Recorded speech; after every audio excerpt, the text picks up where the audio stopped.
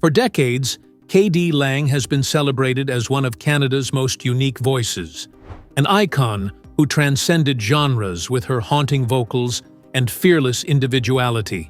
But what happens when the spotlight fades and the life of a star becomes shrouded in mystery? Hidden away behind the gates of a secluded mansion, whispers began to circulate. Stories of a house left untouched, strange discoveries behind locked doors, and unsettling remnants of a life that seemed to stop in its tracks. What did they find inside K.D. Lang's mansion that has left so many disturbed, confused, and questioning everything they thought they knew about this legendary artist?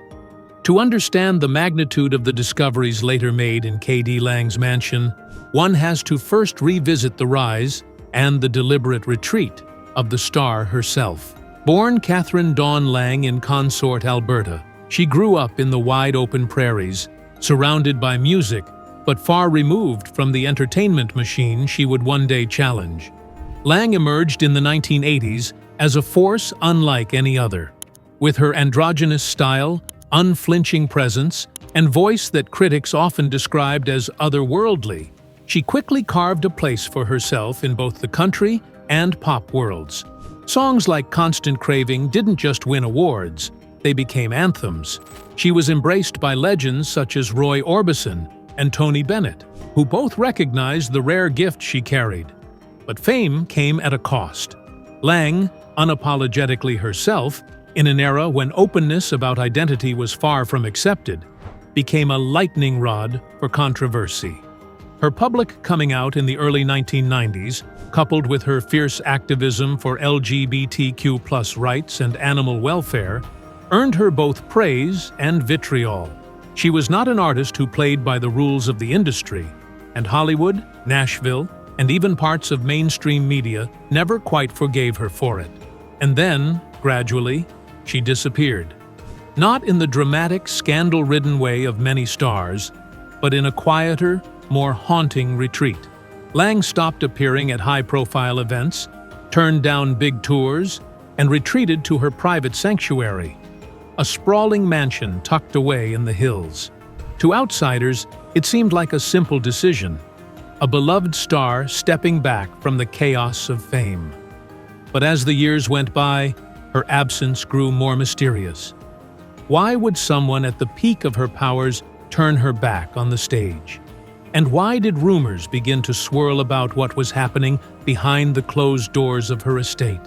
The truth began to surface only after the property changed hands. What was found inside suggested that Lang's retreat had been far darker, more complicated, and far more disturbing than the world ever realized. The mansion itself was imposing, sprawling across several acres of secluded land. Hidden by tall trees and wrought iron gates, it was designed to keep the world out.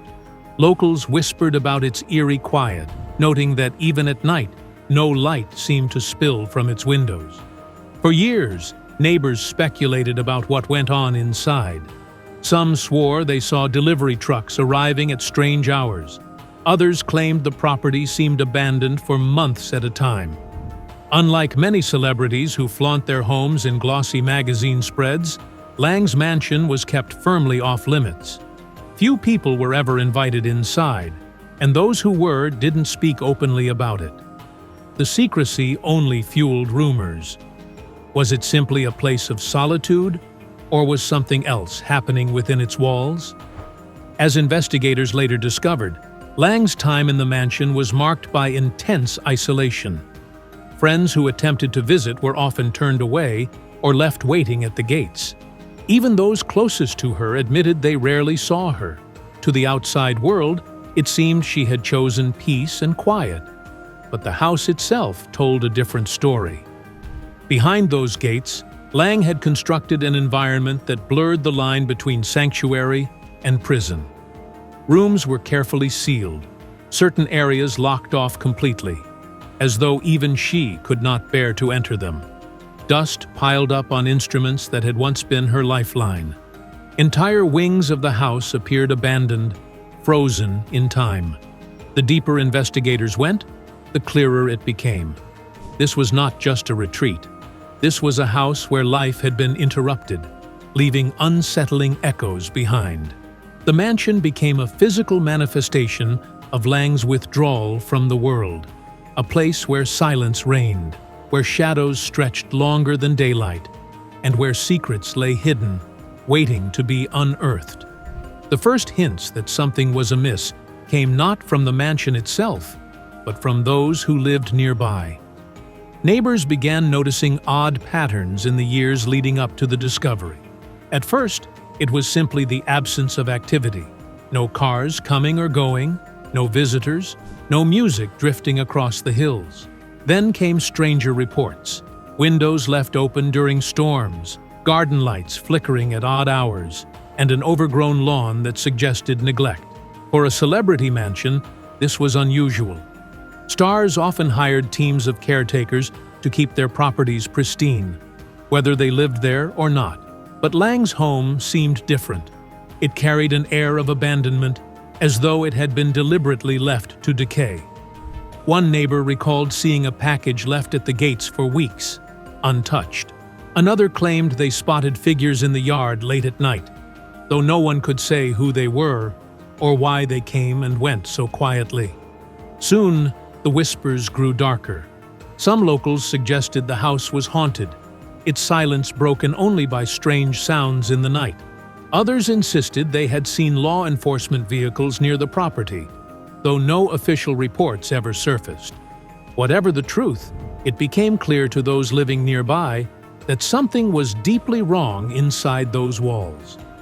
When investigators finally entered the mansion, their findings confirmed what the neighbors had long suspected.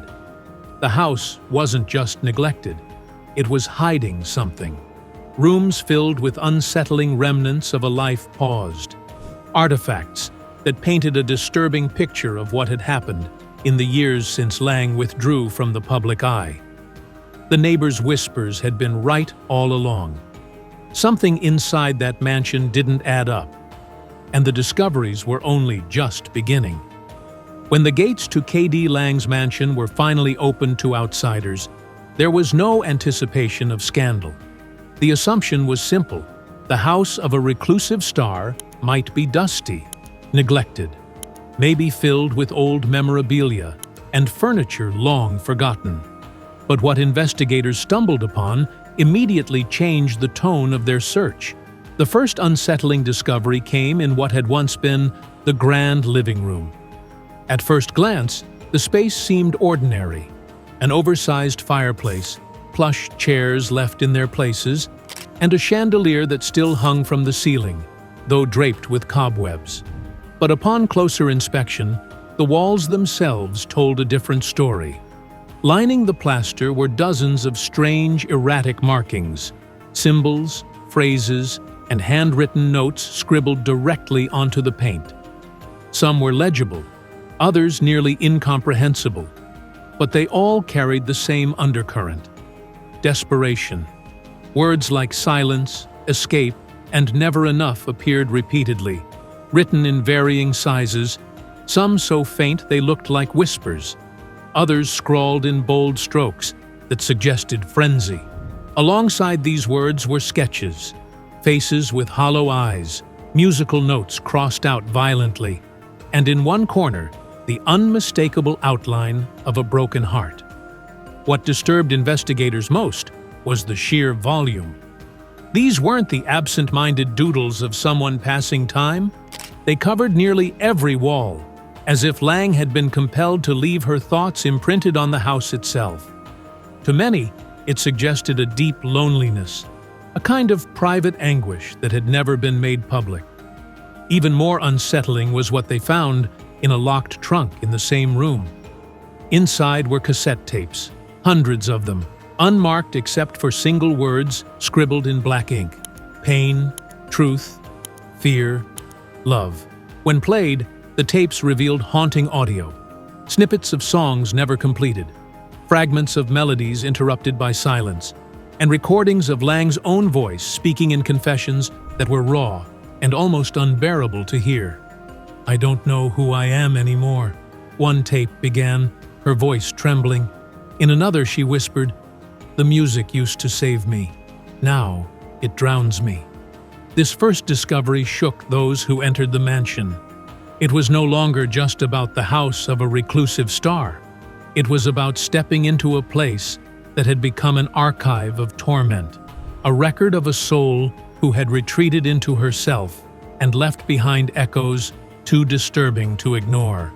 Moving deeper into the mansion, investigators found that time itself seemed to have stopped within its walls.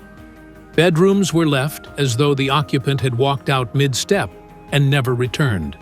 A vanity still held half-used bottles of perfume, their scents faded but lingering faintly in the air. On the bedside table sat a glass of water, so clouded with dust it looked more like a relic than something once consumed. But it was the music room that disturbed them most. This space, which should have been the heart of K.D. Lang's creative sanctuary, looked more like a mausoleum for a career abandoned. Guitars leaned against the wall, their strings broken and curling with rust. A piano, once likely the centerpiece, sat with its lid closed. The keys yellowed with neglect. Sheet music lay scattered across the floor, half-finished compositions with lines scratched out, as though Lang could not bear to complete them. On one sheet, investigators noticed the title, "The Silence Wins." The melody stopped abruptly halfway down the page, leaving only jagged pencil marks across the staff.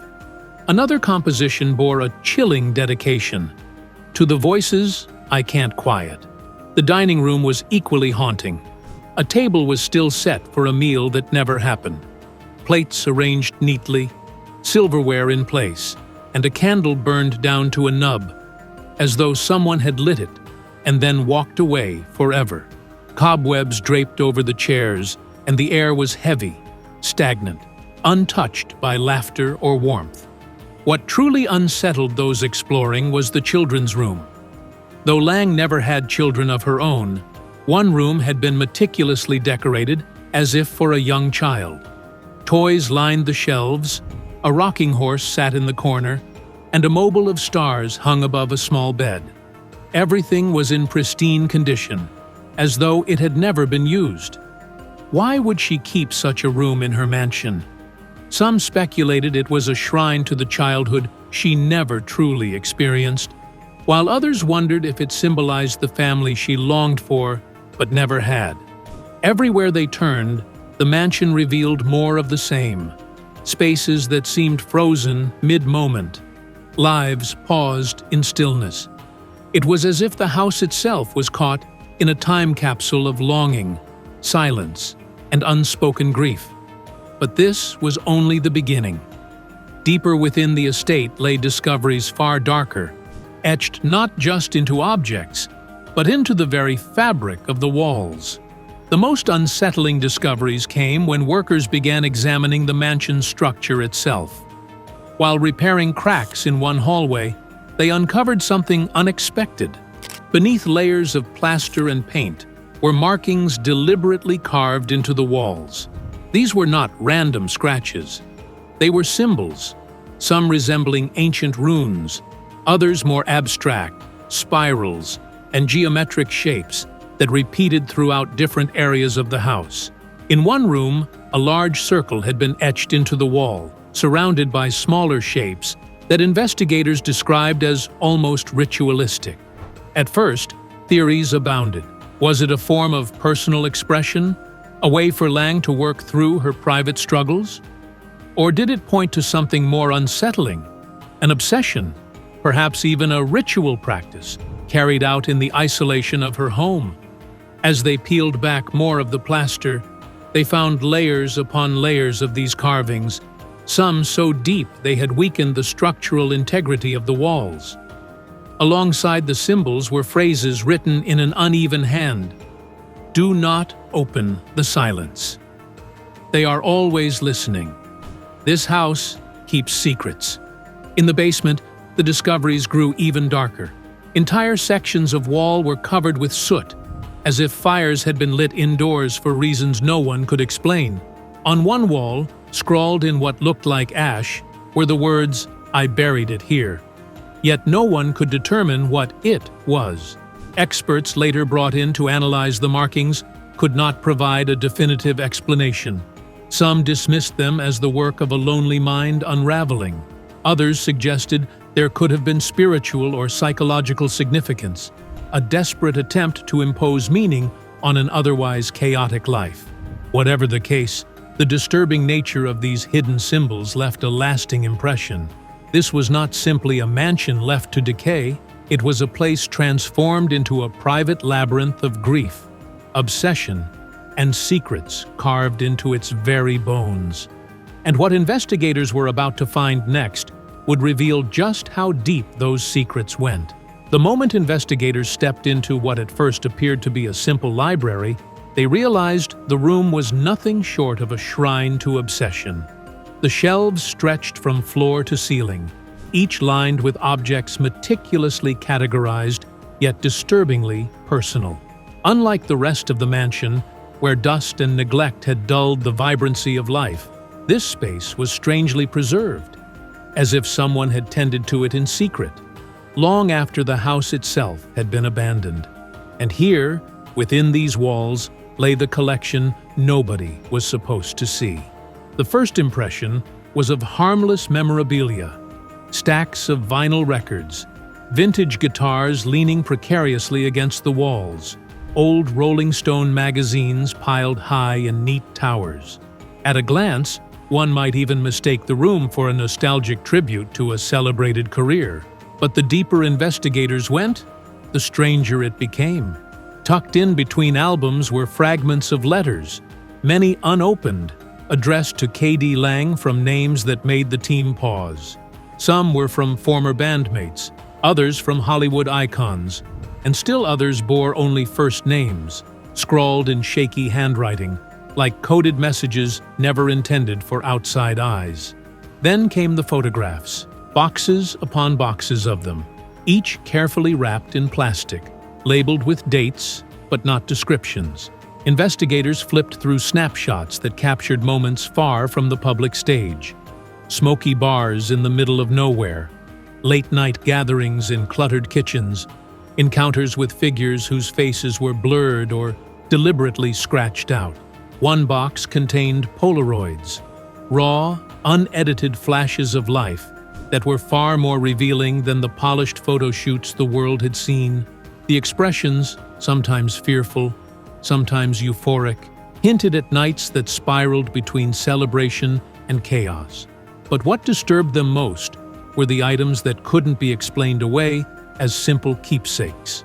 In a locked cabinet at the back of the room, which had to be forced open after repeated attempts, they uncovered a stash of personal effects belonging to people who were not K.D. Lang. Jewelry, driver's licenses, even faded concert tickets signed by other celebrities, objects that seemed to tell someone else's story. Who did they belong to? Were they gifts? Tokens of encounters? Or something darker? Pieces of lives taken and preserved without permission? The discovery raised a chilling question. Was this a private archive meant to protect memories? Or a trove of secrets that K.D. Lang never wanted the world to uncover? Neighbors had long whispered about the singer's reclusive tendencies, her aversion to the spotlight after years of fame, but few imagined she had built a hidden museum of her life and the lives of others. More disturbing still were the notebooks scattered across the room, filled with handwriting that shifted from neat, controlled cursive to frantic, erratic scrawls. Some pages contained lyrics, never-before-seen verses that spoke of betrayal, of trust shattered by those closest to her. Others descended into paranoid ramblings, repeatedly referencing watchers, shadows, and the cost of silence. One passage read, "They think they own me. They think the music belongs to them. But I kept everything. I kept proof." Proof of what? Investigators could only speculate. The longer they stayed in that room, the more it felt less like an archive and more like a vault of pain, a repository of moments too heavy for one person to carry alone. Each item seemed to hum with untold stories, each photograph like a window into a world carefully hidden from fans, and the media alike. And it was this secrecy, this intentional concealment, that transformed what could have been touching nostalgia into something deeply unsettling. By the time the investigators finally closed the door behind them, the air in the hallway seemed lighter, as if they had just stepped out of someone else's inner turmoil. But questions lingered like smoke. Why were these objects hidden? Why keep the possessions of others under lock and key? And most importantly, what did it reveal about the life K.D. Lang lived when the world wasn't watching? The answers would not come easily. Yet the collection made one thing clear. Whatever was happening inside that mansion went far beyond eccentricity. It hinted at a life fractured by fame, haunted by secrets, and burdened with memories that perhaps should have never been unearthed. If the library was unsettling, what investigators stumbled upon next bordered on terrifying. While cataloging the basement, a space filled mostly with neglected furniture and broken instruments, one of them noticed a seam along the far wall. At first, it seemed like an ordinary crack in the foundation, but closer inspection revealed faint outlines, the shape of a concealed doorway barely perceptible under layers of paint and dust. The group exchanged uneasy glances. A hidden room was never a good sign. It took hours of prying, scraping, and brute force before the false wall finally gave way. When it did, the silence in the basement turned oppressive. Beyond the doorway was a narrow staircase spiraling downward into blackness, colder air seeping up like the breath of something buried alive. Their flashlights trembled as they descended, every creak of the wooden steps echoing like a warning. At the bottom lay a chamber no larger than a modest bedroom. Its walls were lined with soundproof padding, the kind used in professional studios, though here it gave the impression of confinement. In the center stood a single chair bolted to the floor, facing a camera mounted on a tripod. Stacks of videotapes crowded the corners, their spines marked with dates and cryptic initials. Dust coated everything, but the eerie arrangement suggested this place had not been abandoned for as long as the rest of the mansion. One investigator carefully inserted a tape into a player still connected to a flickering monitor. What appeared on screen shocked them into silence. The footage was grainy, but it showed individuals, some recognizable, others anonymous, sitting in that very chair, speaking haltingly into the camera. Some appeared relaxed, even jovial, as if they were guests. Others looked agitated, refusing to meet the lens with their eyes. No questions could be heard, no interviewer visible, yet the atmosphere of the recordings felt invasive, almost coercive. The more tapes they reviewed, the stranger the narrative became. A few featured K.D. Lang herself, younger, dressed in casual clothes, sometimes speaking candidly about the music industry, sometimes ranting about betrayal. But others featured people who had no apparent connection to her. An actress once rumored to be romantically linked to her, a producer known for exploiting young talent, a close friend from her earliest days in Alberta, all sitting in the same chair, speaking into silence, as though their confessions were being extracted in private. Why were these people here? Were these interviews, interrogations, or something more sinister? The investigators dared not speculate aloud, but the thought lingered like a shadow. Had the mansion been a sanctuary, or had it served as a stage for secrets no one was supposed to uncover? The walls offered further clues. Scribbled messages in charcoal stretched across the soundproof padding, phrases half erased, overwritten again and again. The truth is in the tapes. They made me stay quiet. No one will believe you. Each message seemed like a plea, or perhaps a warning. And the fact that they were scrawled in more than one handwriting suggested that K.D. Lang was not the only one who spent time down here. The investigators found evidence of long nights in the chamber, empty water bottles, cigarette butts, a blanket folded neatly in the corner. Whoever used this room had done so frequently, with purpose. And yet, not a single record of its existence appeared in any blueprint of the house. It was an addition hidden so carefully, even neighbors who'd lived next to the mansion for decades had no idea it was there.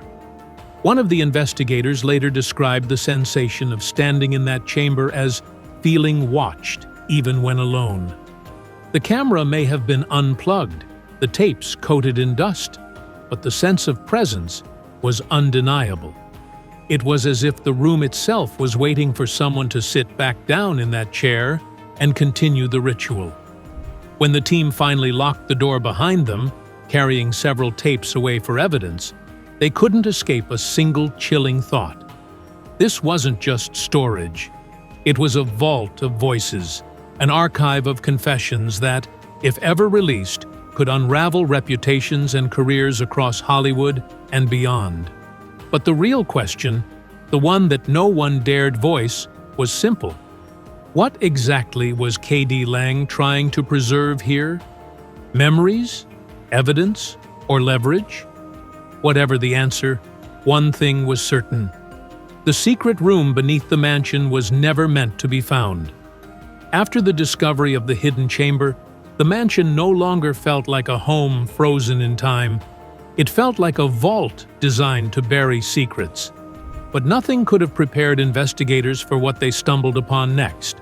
A locked steel box tucked high inside a closet in one of the upstairs guest rooms. At first glance, it looked ordinary, almost like an old strongbox for jewelry or keepsakes. But the heavy weight, reinforced edges, and double locks hinted that whatever was inside had been meant to stay hidden. They pried it open with professional tools, the grinding of metal echoing ominously through the hallways. When the lid finally gave way, what lay inside was not jewelry, nor cash, nor memorabilia. Instead, the box was stuffed to the brim with letters, some sealed, others torn open, their paper yellowed with age. At least 100 of them, each tucked into envelopes with names scrawled across the front, names that were far from ordinary. Hollywood actors, political figures, industry executives, musicians who, like K.D. Lang, had defined entire eras. Each letter was a thread in a tangled web of relationships, confessions, and betrayals. Some were affectionate, even tender, written in a tone that suggested intimacy. Others were angry, almost threatening, filled with accusations of manipulation, deceit, and exploitation. One letter stood out in particular. Dated in the late 1990s, it bore the unmistakable signature of a musician who, at the time, was one of the most powerful names in the industry. The contents were shocking, an admission of guilt, or at least complicity, in practices that today would have ended careers overnight. The writer begged K.D. Lang to keep their words private, claiming that if the truth came out, it would destroy them both. Another letter, sealed but never sent, appeared to be from K.D. Lang herself. In it, she wrote of feeling trapped by people who pretended to be allies, but were in fact gatekeepers of silence. She hinted at betrayals from those closest to her, saying that she had kept her own records. Evidence enough to burn them all if I choose. Her words dripped with both sorrow and power, as though she was torn between exposing the truth and preserving her own survival. But the most disturbing detail wasn't the content of the letters. It was the consistency of one particular theme that ran through them all: secrecy. Nearly every exchange made some reference to things that could not be said publicly. Affairs, contracts manipulated for profit, promises broken under the weight of fame. The box was less a collection of correspondence and more a ledger of hidden lives, one that revealed just how entangled K.D. Lang had been with forces far larger than herself.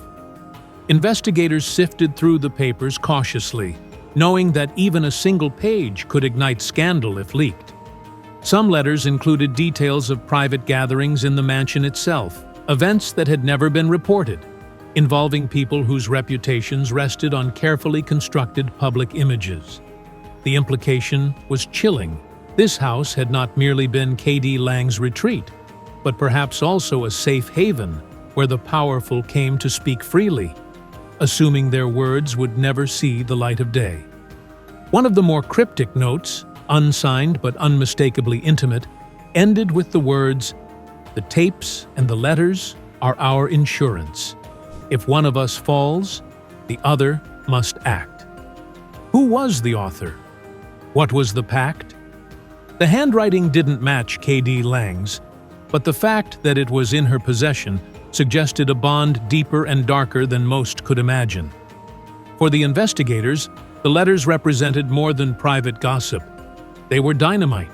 Taken together with the tapes from the basement, they painted a picture of a woman caught in a dangerous dance with the elite, one where loyalty and betrayal blurred until no one could tell friend from foe.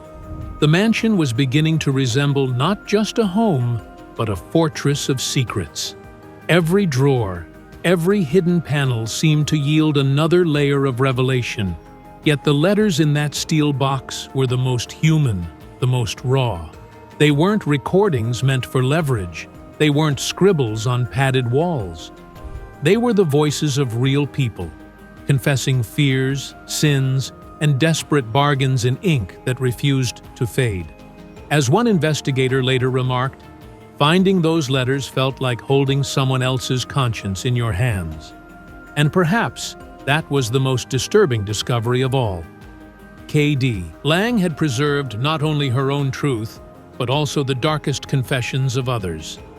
And now, with the box cracked open, the question loomed. Who else knew these letters existed? And how far would they go to keep them buried?